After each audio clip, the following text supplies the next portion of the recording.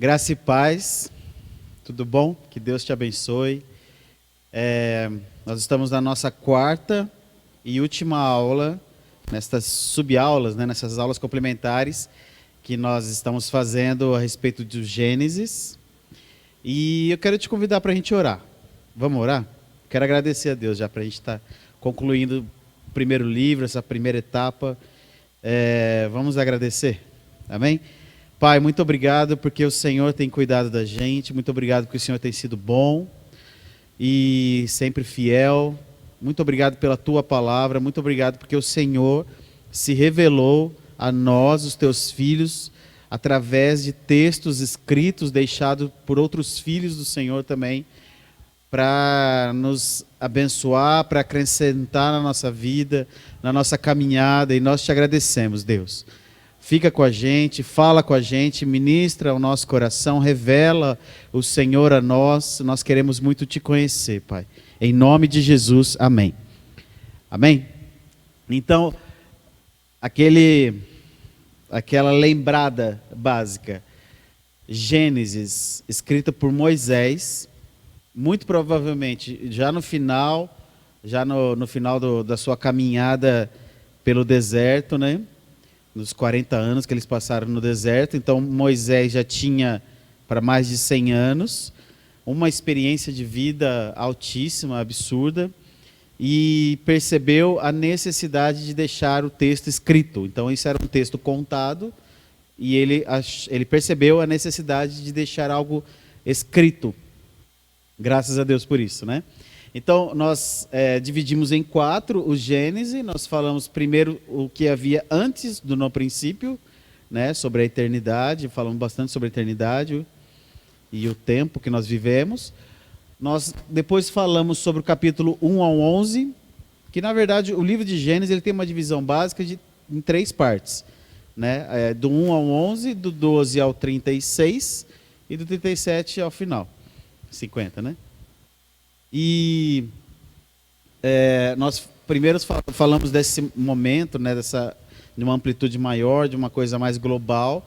E aí, a partir do 12, o zoom da câmera fecha, né, o do Google Maps aproxima. Não é mais um evento global, mas uma coisa acontecendo ali no Oriente Médio, ali na região onde hoje é a nação de Israel, onde tem o Irã, o Iraque, o Egito, a Jordânia e diversos outros países ali na região. Então, a história da Bíblia acontece nesse lugar. E a gente caminha do 12 até o 36, tratando dos patriarcas. E do 37 ao final, que é o momento que nós estamos hoje, a Bíblia ela vai contar e enfatizar a história de José. Então, quem é José? José, ele é filho de Jacó, né?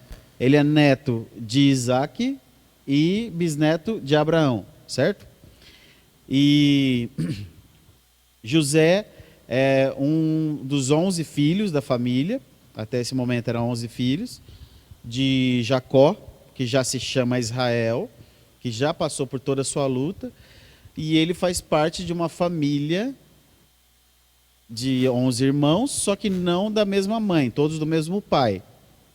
Então, o pai tem 2 esposas, que são as mães de alguns dos filhos, e cada esposa tem uma serva, que são mães dos outros filhos, né? Então já tem aí uma família diferente, né? E é legal isso da Bíblia, né? A Bíblia ela não esconde essas coisas. Ela não diz assim, olha, que bonito, você tem várias esposas e a sua vida vai ser um sucesso. Não, ela coloca isso e ela fala, ó, isso existe e isso dá problema, isso não dá certo. Então, não faça. É como se de contar a história já mostra que a coisa não vai caminhar muito bem. Né? Todos os homens de Deus na Bíblia que tiveram mais de uma esposa tiveram problemas relacionados a isso, a essa questão. Tem Davi, tem Salomão, tem um monte de gente, algumas pessoas dentro da Bíblia que tiveram mais de uma esposa, e isso acarretou consequências que a Bíblia já apresenta para a gente como um conselho, como um ensinamento de que não é bom. Certo? Fica o exemplo de Adão. Eu gosto do exemplo de Adão. Adão teve Eva e Adão ficou casado com Eva até os 950 anos. Adão morreu com 950 anos e diz que esses 950 anos são contados a partir do pecado, né? Que é quando eles passaram a envelhecer. É uma forma de raciocínio. No entanto, ele não nasceu com 0 anos, 1 ano, 2 anos. Ele foi criado já com uma aparência de um homem talvez de 20 a 30 anos. Então, 950 anos viveu Adão com Eva e isso foi bom. Vamos lá então para os nossos slides? A gente está então na aula 4, na aula complementar 4, e nós vamos tratar da história de José hoje. O capítulo do 37 ao 50, até o 50. E o resumo que a gente já coloca aqui é o seguinte, ó. Lembra sempre de Moisés, tá? As experiências de José e seus irmãos ensinaram para as tribos de Israel a lealdade de Deus. Desculpa. Vamos lá de novo. Ensinou para as tribos de Israel a lealdade de Deus e de uns com os outros, né? De ser leais uns com os outros. Uma vez que seus integrantes serviam como um instrumento de Deus para a redenção. Então, os israelitas são, até hoje, né? Instrumento de Deus para a redenção. Então, naquele momento, Deus estava ensinando, através da história de José, lealdade, tanto a lealdade de Deus para com o povo, como entre eles serem leais uns com os outros. E o versículo que a gente destacou, e a gente vai falar isso no final, é o livro de Gênesis mesmo, capítulo 49, versículo 10, seria o texto-chave da nossa aula hoje, que é: o cetro não se arredará de Judá, nem o bastão de entre os seus pés, até que venha Siló, até que venha o descanso, até que venha Shiloh, né? Que venha esse descanso. E a ele obedecerão os povos. Ok? Então eu já vou deixar já nesse primeiro slide, para a gente já caminhar nesse raciocínio da vida de José.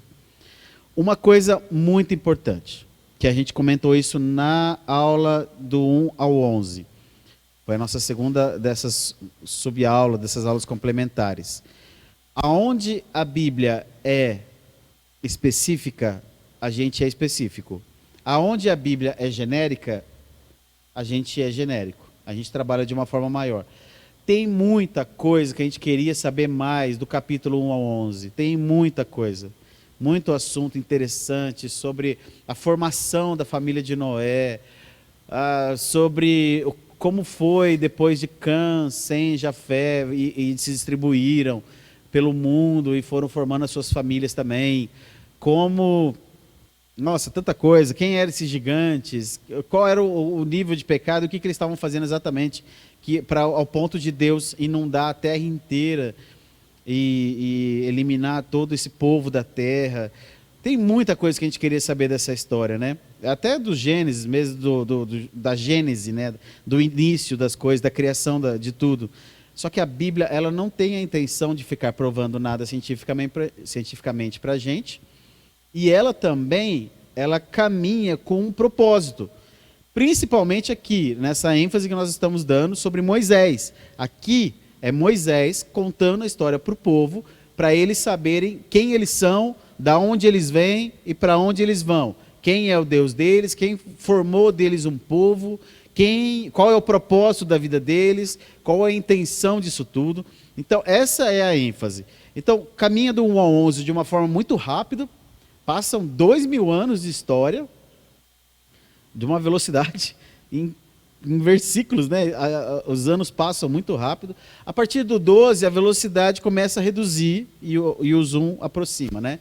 Então, conta a história de Abraão, tem uma ênfase em Abraão, tem alguns destaques sobre como ele foi conquistando a terra de Canaã, ou comprando territórios, ou estabelecendo altares, né? E tem tudo mais. Aí caminha para Isaac, tem também a formação da família de Isaac, tem como é que Isaac se relacionava com os filhos e a sua esposa, né? E ali já começa a trazer um pouco mais de informação. Em Jacó tem bastante informação.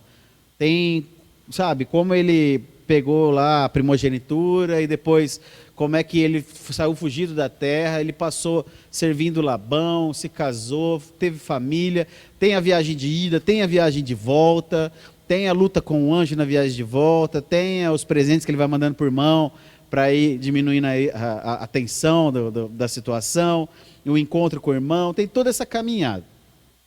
Agora, quando chega em José, é do capítulo 37 ao 50, são ali 13 versículos, 13 capítulos. Isso já dá para a gente prestar mais atenção. Isso a gente pode prestar mais atenção.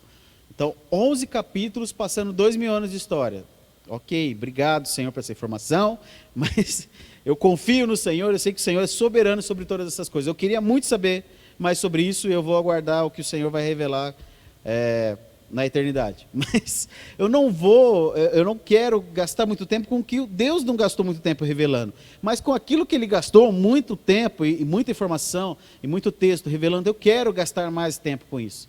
Então, por isso, a gente tem uma aula só sobre José. Por quê? Porque José foi um personagem muito importante na história. A gente sabe que a Bíblia não esconde defeito das pessoas. Não tem essa intenção. Se você comprar qualquer livro na livraria, se você comprar algum livro em algum lugar, você vai ter sempre um personagem que é um herói, algum personagem que eles constroem, esse personagem enfatizando qualidades e colocando ele, né, sempre num patamar muito grande, com pouquíssimos defeitos, até os defeitos dele são bonitinhos. Só que a Bíblia não. A Bíblia, ela apresenta os personagens apresentando o defeito dos personagens. E o Antigo Testamento, nós só temos 2 personagens que a Bíblia não mostra o pecado deles. Não que eles não tenham, mas você vai vendo todos esses personagens, Abraão, Davi, você vai vendo todo mundo, Moisés, o pecado deles é contado. E a gente tem esses 2 que não é contado, que é Daniel, né, quando foi para a Babilônia, tem toda a história de Daniel, e a Bíblia não conta o pecado de Daniel. E José. Então, José não tem claramente destacado um pecado dele. Por quê? Porque tem uma intenção no texto. E a intenção do autor no texto é muito importante para a gente. É o que importa para a gente. Então, por que José é construído dessa forma? Qual é o foco? Qual é a direção disso? Aonde que quer chegar com isso? Então, a gente sempre tem que prestar atenção nessas coisas. José, a história começa a contar a história de José com ele em torno de 17 anos. Ele já era um adolescente para jovem, certo? Né? Hoje em dia, e naquela época também, já podemos considerar ele um homem. Já é um homem, não é um menininho, não é um garotinho, não é um... Como que eu vou falar? Não é alguém tão ingênuo como às vezes a gente constrói no personagem dele, né? Ele já existe uma personalidade, ele já tem 17 anos. É isso que eu quero falar. E essa primeira fase da vida dele, que a gente vai considerar dos 17 aos 30 anos, ele faz coisas, ele fala coisas que são coisas que Deus deu para ele. Então não são mentiras, não são armações. Não vejo também em José uma artimanha ou uma intenção de contar aquilo, os sonhos dele, ou a forma que ele relacionava com os irmãos de uma forma negativa, mas, entendeu? Então é algo de Deus para ele, é verdade, é revelação, só que é contada na hora errada, da forma errada. Isso já é uma mensagem para nós. Porque se Deus deu uma palavra para a sua vida, e principalmente referente a você, ou referente a outras pessoas, e que não é a hora de ser contada, não conte. Guarde. A gente não sabe como seria a história de José se não fosse dessa forma. A gente não sabe como seria N histórias da Bíblia se não tivesse sido daquela forma. E a gente não fica conjecturando isso. A gente só olha e fala, nossa, as coisas poderiam ter caminhado de uma forma diferente, né, José? Então, a Bíblia vai falar o quê nessa primeira parte aqui? Vai falar que José, ele contou o sonho para os irmãos. Os irmãos já, é o que a gente falou, os irmãos já não eram todo mundo da mesma mãe. Então já tinha os irmãos que já devia ter aquele sentimento, falar, nossa, eu sou irmão B. Tem os irmãos da linha A, da mãe A, e tem a mãe B. Então eu sou irmão da linha B, né? Aí José já é preterido pelo pai, já apresenta os presentes que ele ganha, já fala que o pai gostava demais, até por conta da mãe e dele ser a rapa do tacho ali. Então José já tinha essa informação ainda em cima dele. José, o texto vai dizer que ele ia até onde os irmãos dele estavam, inclusive a ênfase que tem no versículo, fala que ele quando ele ia ver o trabalho dos irmãos que não eram da mãe da linha A, era da mãe da linha B, das servas. E ele via e ele contava tudo para o pai o que os irmãos estavam fazendo de errado. Então ele já era também aquele irmão X9, né, Lincoln? Imagina aquele irmão que conta, né? Eu tive isso, eu fui um pouquinho, mas eu já vivi um pouquinho disso. Imagino que você também viu. O Lincoln conta as histórias do irmão dele e da irmã e é sempre uma aventura. Eu sei que tem umas adaptações nas histórias dele, mas mas sempre tem essa coisa, né, também, né, de mãe, olha o que está fazendo, pai, olha o que ele está fazendo. Então, José era esse cara, era o X9 da família. É aquele que você não podia fazer nada na frente dele, não podia fazer uma bagunça, ele ia contar para o pai. Então, cara, esse é José. E aí José, ele tem um sonho que nós sabemos e cremos que esse sonho vem de Deus, só que ele conta da forma errada, na hora errada. Está todo mundo tomando um café da manhã, ele chega, nossa, tive um sonho, queria contar para vocês. Aí, fala, o que é o sonho? Vocês estavam, resumindo, né? Vocês todos se prostrando diante de mim. E aí o meu segundo sonho não era só vocês, mas a mãe também e o pai se prostrando diante de mim. Aquilo, a Bíblia vai dizendo que vai gerando um negócio nos irmãos, um sentimento ruim. E aquilo vai alimentando, né, um sentimento ruim neles. Ao ponto deles, violentamente, porque eu não consigo imaginar eles falando assim, José, tira essa capinha colorida, fazendo um favor, que nós, aquele poço, tá vendo aquele poço ali? Vamos te ajudar a descer. Não, um monte de homem forte, né? Se ele tinha 17, os outros eram mais velhos que ele. Aquele monte de homem forte segurando, ele querendo, não, deixa eu sair, agarrando. Então, eu imagino que houve uma violência, eles arrancaram a capa e passa a capa no sangue, né? Para mentir para o pai, e aí joga ele naquele poço. E tem uma informação interessante nessa parte da história, porque o texto fala que é uma caravana uma caravana midianita, né? E essa caravana, ela são de pessoas, de ismaelitas, né? Vieram da terra de Midian, mas quem que é Ismael? Ismael era o irmão de Isaac, né? Que era pai de Jacó, pai deles. Então, essa caravana de ismaelitas já eram de filhos e netos de Ismael. Então, já existe um pessoal da família, né, de certa forma, assim, era um tio-avô dele. Mas quem era esse grupo? Que eram os primos dele? Que relação próxima que eles tinham para vender o menino e levar para ser escravo para o Egito? A viagem que José fez até o Egito, da onde eles estavam, são cerca de 700 quilômetros. Se hoje uma viagem de 700 quilômetros já é longa, né, para um carro, você imagina naquela época, ele não deve ter tido um lanchinho para comer, alguma coisa assim, mas ele foi levado preso, né? Então você tem que prender esse cara para vender como escravo, porque ele quer escapar. Então você vai ou fazer ele andar o caminho inteiro, ou carregar ele dentro de uma jaula, ou com uma algema, alguma coisa assim. Então não foi uma experiência agradável com os irmãos, foi um sentimento ruim ali, na situação da venda e de tomar a capa dele, e foi uma situação ruim na viagem. José tinha todos os argumentos, as bases que sustentavam no mínimo uma murmuração, uma reclamação. Então José, ele é essa pessoa.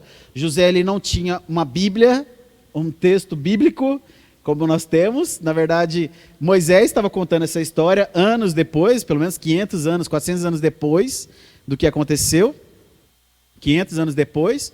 Então, qual era a referência de José para ser fiel? Qual era a referência de José para permanecer, né? A gente colocou essa imagem aqui e José, ele tinha alguma coisa de ensino, e o ensino dos pais, o ensino dos avós é importante, porque isso é fundamento para o comportamento, para o caráter. Salomão vai falar disso em Provérbios e em Eclesiastes.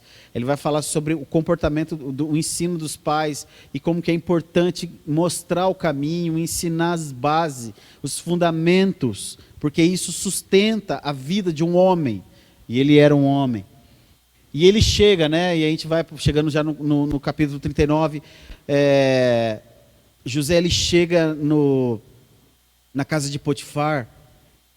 E é interessante como ele se destaca na casa de Potifar. Ele chega como escravo naquele lugar e ele vai ganhando, né, confiança de Potifar.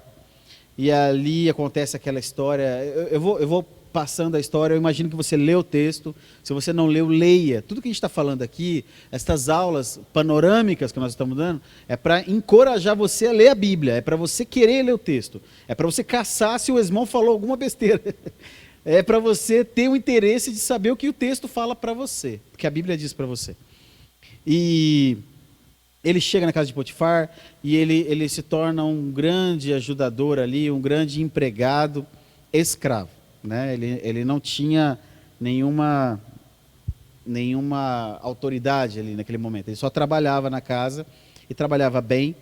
Surge esse personagem da esposa de Potifar. Então, Potifar já era um cara que já devia ter uma fama ali na região. Existe um texto, né? A gente tem a Bíblia, mas a história de José é muito contada pelos muçulmanos, né? No Alcorão, o Alcorão cita José, cita a história dele. É contada demais pelos judeus. Os judeus têm, além da Torá, que são esses 5 primeiros livros da Bíblia, eles têm o Talmud. E o Talmud, ele vai contar, né? Eles gostam muito de José. Então, eles contam bem a história de José, e esses personagens que interferem na vida dele, eles gostam de enfatizar alguma situação ruim. E o Talmud, ele vai falar sobre essa esposa de Potifar, e fala que ela já tinha uma fama de se deitar com outros servos, com os homens. Então, você imagina a situação. Por que eu estou falando isso? Porque quando José é descoberto, e fala que Potifar ficou muito irado, né? Quando ficou sabendo pela esposa dele que ele tentou agarrar a esposa dele e tal. O normal para um escravo é morrer. Era para ele morrer nessa hora. Então tiveram 2 fatores que provavelmente favoreceram José de não morrer nessa hora, de não ser decapitado, ou ser enforcado, não sei como é que eles fariam no Egito lá naquela época. Porque a primeira justamente por Potifar confiar demais as coisas da casa dele. Falou, nossa, o cara como é que eu confio, né? Então ele já não trataria como um outro escravo que ele já desse trabalho para ele. Mas uma outra coisa seria essa fama da esposa de Potifar, né? Se ela já tinha uma fama, ele fala, ai meu Deus, tá bom, vamos ter que resolver essa situação, até para ser um exemplo para os outros que estão se deitando com a minha esposa, para que os outros vejam. Eu vou mandar José para a prisão, e ele vai preso, né? Então, é interessante a gente olhar isso, ver como é que Potifar não usou o mais grave das punições, e José saiu até barato para ele, então. Apesar de ser uma calúnia, saiu barato para José só ir para a prisão, né? E é interessante que o texto continua, ele vai falar que na prisão ele se tornou alguém querido, né? Eu não sei se seria algo legal de se ter no currículo, você ser um bom administrador, um bom ajudante do carcereiro, né? Então você imagina que você tem no seu currículo, você fala, enquanto eu fiquei preso, eu fui um grande ajudante do carcereiro. Não coloca essa parte. Acho que essa fase de José demonstra a lealdade dele, demonstra a fidelidade com Deus e tal, mas continua na caída dele, né? Ele vai parar preso. E o texto, quando ele tem aquela experiência com os 2 servos, que também são presos, né, que é o copeiro do rei e o padeiro. Quando ele revela os sonhos de um e para o outro, ele vira para o copeiro, né, que é o que volta para trabalhar para Faraó, e ele ele fala assim: lembra de mim, para que o faraó me tire dessa prisão. Então, ele não estava curtindo a prisão, ele já tinha uma autonomia, ele já tinha alguma situação ali que favorecia ele, mesmo preso, mas ele queria sair dali. Né? E depois esse copeiro ainda esqueceu dele, né? Fala que ele esqueceu. E eu queria falar uma coisa importante sobre esse esquecimento do copeiro. Mais uma vez, a gente tem uma história sendo contada para ensinar quem Deus é. A gente tem uma história sendo contada para ensinar para os filhos de Israel, né, para o povo, para os israelitas no deserto, e para nós hoje, quem Deus é, como Deus funciona.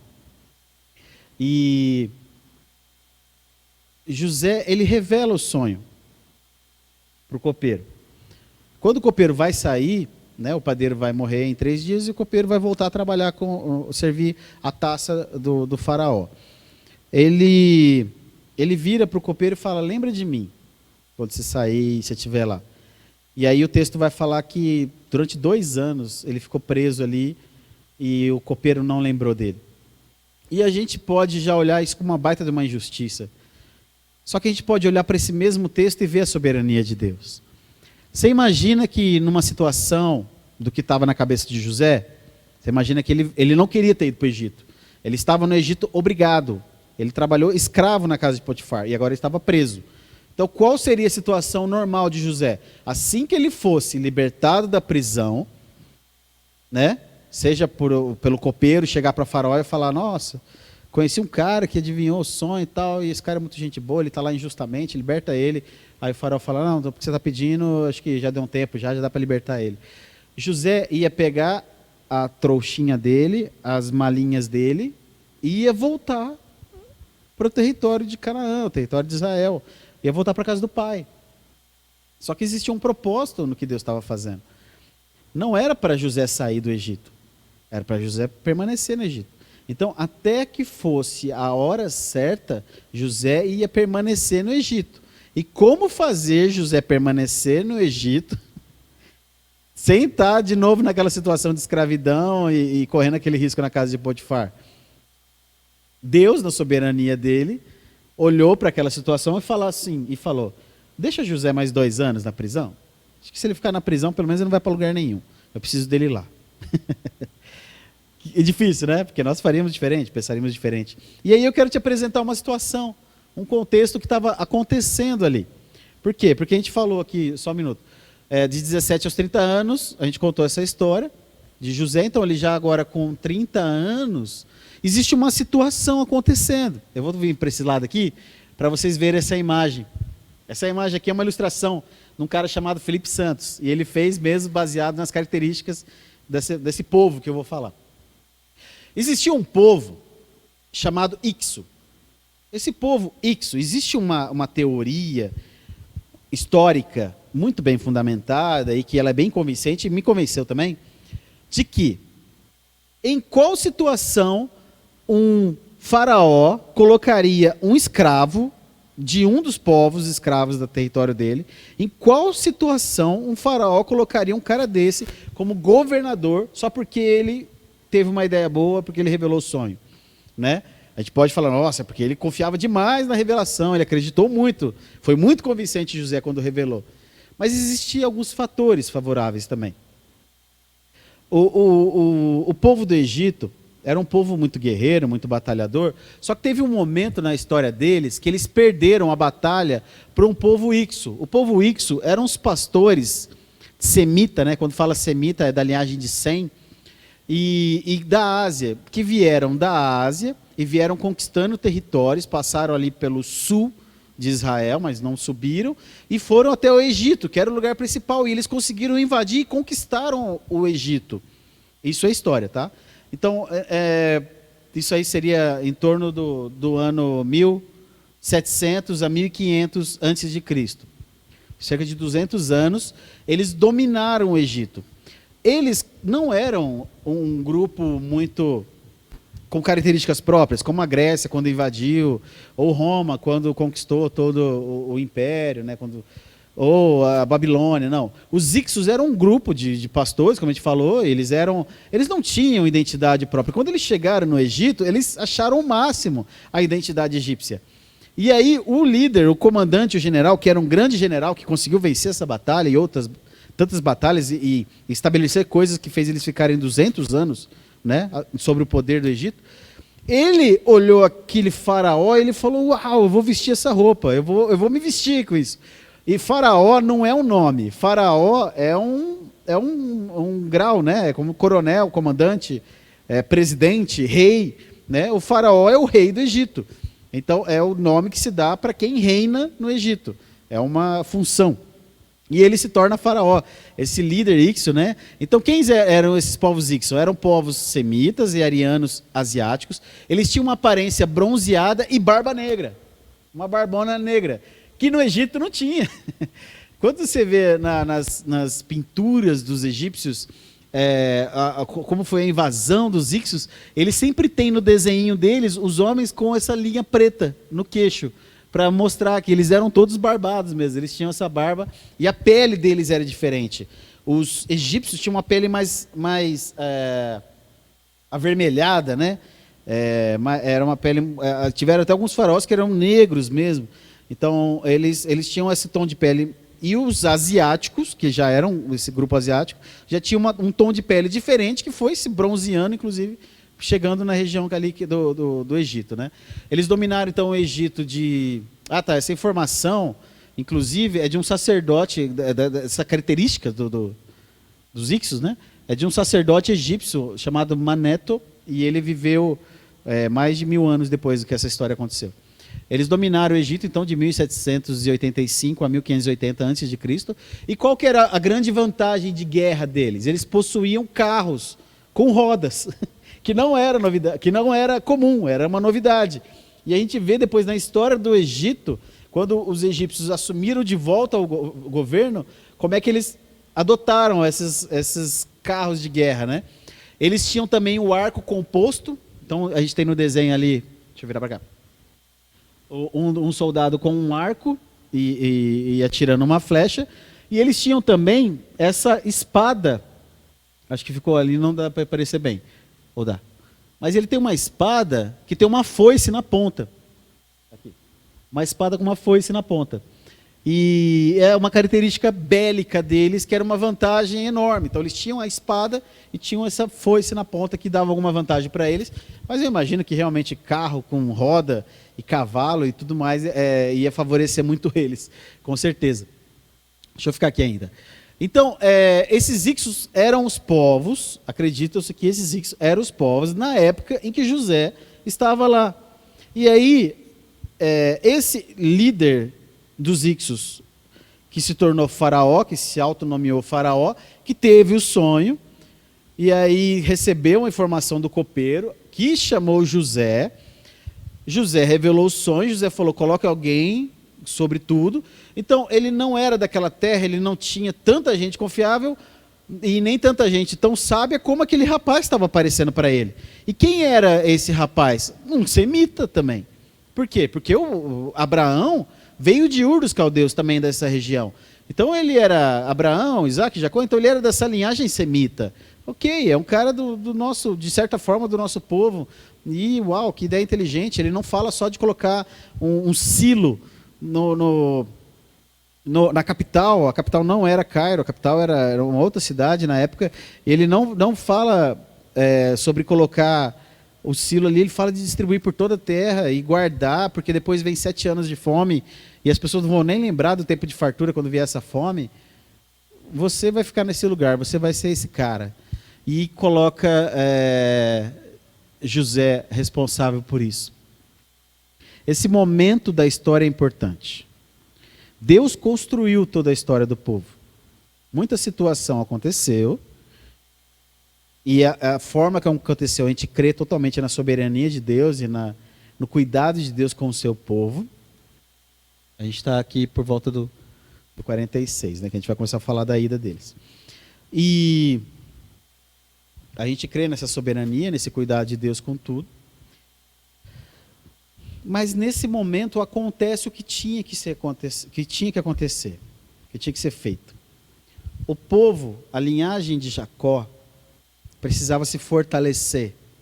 Eles não tinham a lei ainda, a lei ia ser entregue 400 anos depois, mas existia algo importante nessa formação de uma nação que Deus estava fazendo, e é isso que Moisés está ensinando para eles, que precisava eles irem morar em uma outra nação, onde tem fartura, onde eles poderiam cultivar e cuidar dos seus animais, onde poderiam ter muitos filhos, né? E as mulheres poderiam ter filhos com segurança, porque você ser nômade é uma coisa, e você morar numa terra dentro de um império, inclusive na capital do império, é outra.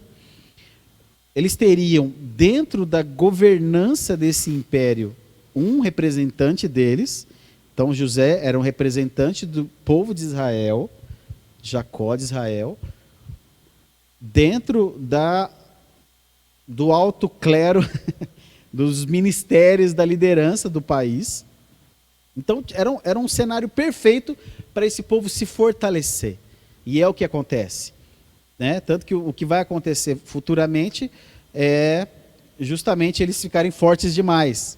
Para um povo escravo está numeroso demais e está forte demais, está perigoso. Então o que tinha que acontecer, aconteceu.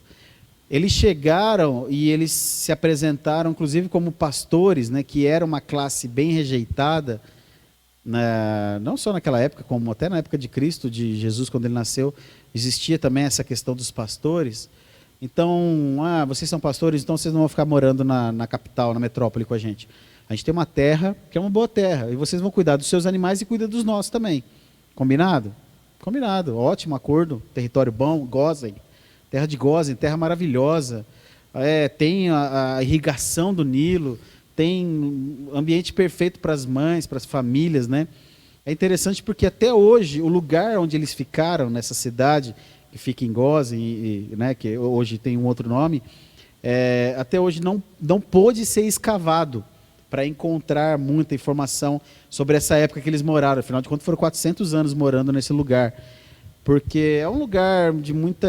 O Egito ainda não está tão estável para ficar tendo escavações e não interessa nem um pouco para as religiões e para quem está à frente hoje lá favorecer uma pesquisa referente ao povo judeu, né, o que seria do povo judeu.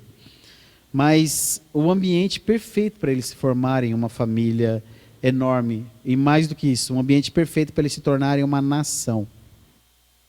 Então a gente tem do capítulo 41 esse sonho, aí no 46 essa ida da família deles, e essa ida, a história é linda, eu acho linda essa história, é uma história de perdão, de arrependimento, é uma história que mostra José com uma maturidade, entendeu o que eu falei, com 17 anos, ele parecia ser imaturo nas palavras, e agora, ao final desse processo de deserto que ele passou na vida dele, ele demonstrando uma maturidade absurda, sabe, um comportamento amoroso, de perdoar. Os irmãos, ainda depois que o pai morre, eles ficam assim, nossa, será que agora ele vai vingar a gente pelo que a gente fez naquela época atrás?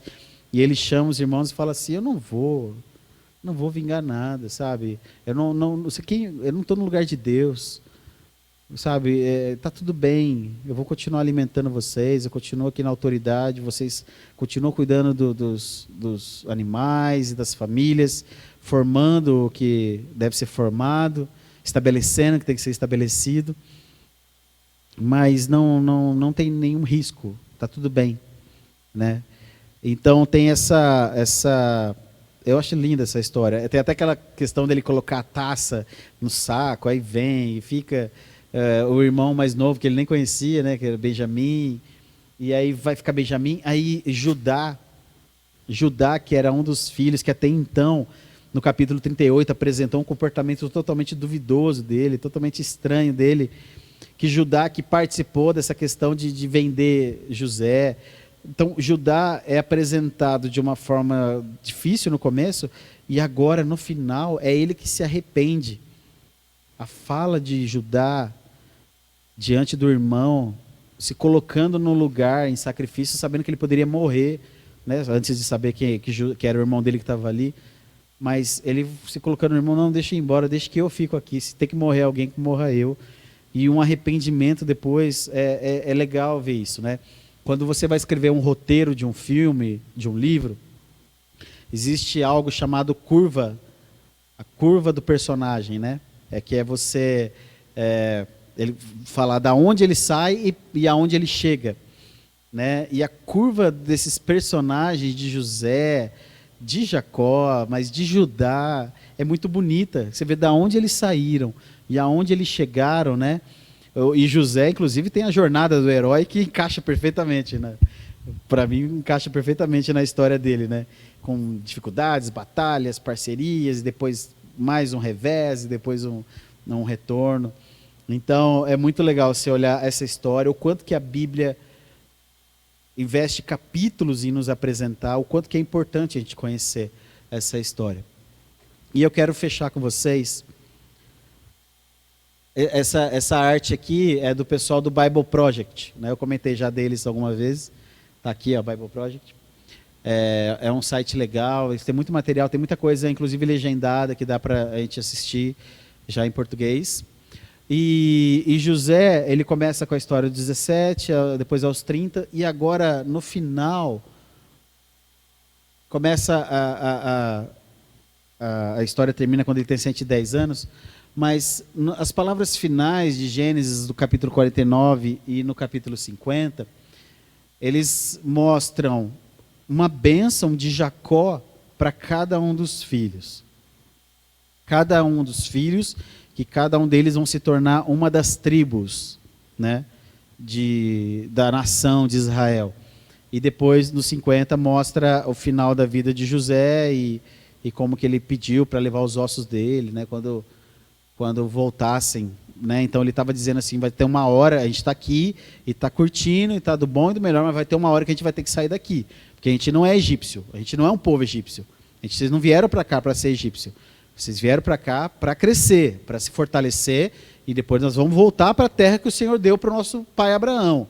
Então quando vocês forem, levem os meus ossos, né? É interessante essa fala, porque ele estava acreditando na fé dele que o povo em uma hora ia sair dali e ia voltar para Canaã.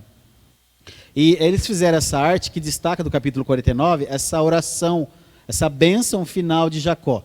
Está em inglês, né? E eu traduzi ali para poder facilitar. Agora, o que tem uma ênfase que a gente pode olhar para isso e encher o nosso coração de alegria?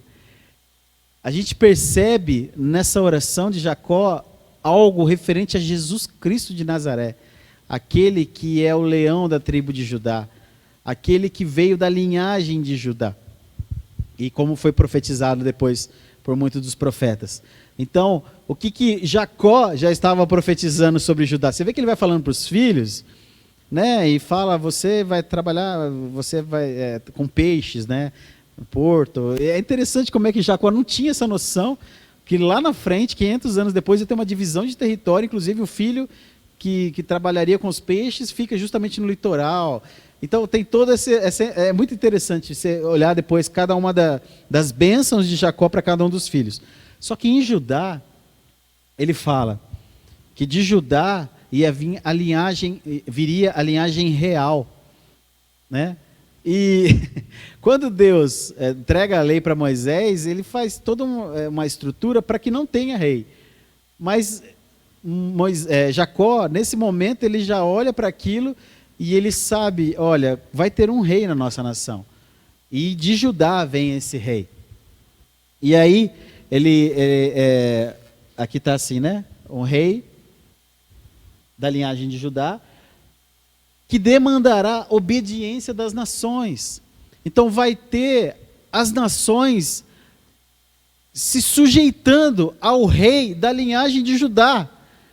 Uau, isso era muito grande. Jacó não tinha essa noção desse povo, dessa nação, lógico, né? Deus ia fazer uma nação, ok, ele sabe do que veio de Abraão para ele, mas que as nações, os reis do mundo, né, iam se prostrar diante do rei que viria da linhagem de Judá. E ele termina falando que restaurará a bênção de Deus para o mundo. Então existe algo muito grande, muito lindo, muito perfeito, sendo revelado de Jacó para um dos filhos. E isso só pode vir de Deus. Por quê? Porque ele está falando de Jesus Cristo de Nazaré. Ele está revelando o Filho de Deus, da onde ele viria, de qual dos filhos dele viria, de qual linhagem dos filhos, e o que aconteceria com esse filho. Glória a Deus por isso. E, com isso, terminamos as nossas subaulas, nossas aulas complementares do livro de Gênesis, terminando o estudo sobre Gênesis. A gente olha para isso tudo e vê como que Deus é bom, como que Deus é soberano, como é que Deus é grande, como é que Deus já revela o Filho no início de Gênesis, quando fala da mulher, né, que a serpente morderá o seu calcanhar, ele pisará a serpente, mas revela também Jesus na bênção de Jacó no final do livro. Então Gênesis já tem Jesus no início e no fim, e Gênesis é o início, e Jesus é o fim e o início de todas as coisas. Então a gente tem algo lindo e perfeito no livro de Gênesis. A gente tem algo revelado de Deus para Moisés. E glória a Deus por isso. Amém? Que Deus te abençoe. Que você continue aprendendo e eu também. A gente continue caminhando, conhecendo cada vez mais o nosso Deus. Conhecendo aquele que nos ama, aquele que faz tudo por nós, por amor de nós. Em nome de Jesus, que Deus te abençoe. Amém.